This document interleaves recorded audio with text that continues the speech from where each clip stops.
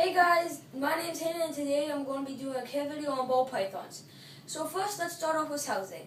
If you've seen any of the breeder shows, be it snake bites, any of those kinds of shows, you see that most breeders keep them in this kind of system, which is a rack system, and tubs out about this big. And you might think that a snake that will probably get up to be not much longer than this will kind of have a tough time fitting in, like it can't stretch out. You think it would feel really cramped. But you don't really need to know a lot about snakes to know that they prefer being in cramped places, with the exception of garter snakes and stuff, but they mostly prefer to be in cramped places. Now, you can keep them in a rack system, but you can also keep them in enclosures probably you wouldn't want to keep them anything bigger than this, because anything larger than that, they might start to feel stressed and maybe stop eating, which is not good for the snake, especially if you're trying to get them up to breeding size.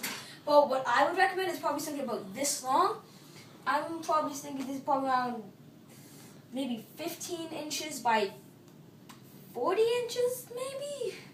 My dad made them, so I'm not too good with the sizes and everything, but that's that. And for substrate, a big thing you always want to avoid is sand, mulch, any of that kind of stuff, because it can get, if you see here, see all these scales? Sometimes they'll reverse and sand and that stuff can get caught up in the scales, and it's really uncomfortable to see. It's going to make the snake a lot more irritable and more likely to strike. And even the most that could happen to even the most friendly of snakes. So go with something like this bark or this coconut husk here. This stuff is really good for retaining moisture because it's just very absorbent. It's made out of coconut, so pretty good with absorbing. This is just one of our racks here. So you can kind of see the setup here. You almost always want to keep a hide in there, just for some of your small snakes, just so they feel more secure.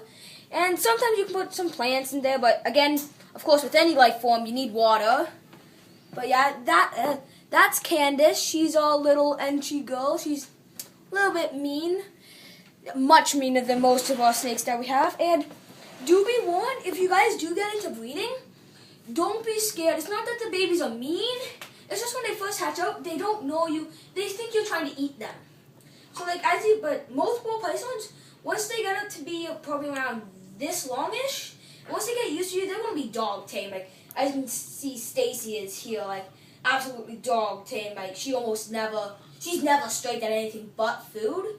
But with heating, you'd want to keep them anywhere from the high 80s to low 90s, preferably around 90 in their cave or rock, in their hide. Whatever else should be around 87-ish kind of.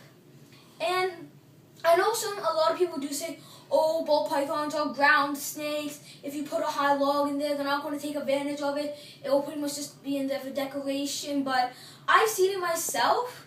We had one of our ball pythons, Ferg, in a tank a little bit taller than this, probably about this tall, and he had a big kind of spiraling rope thing that we made.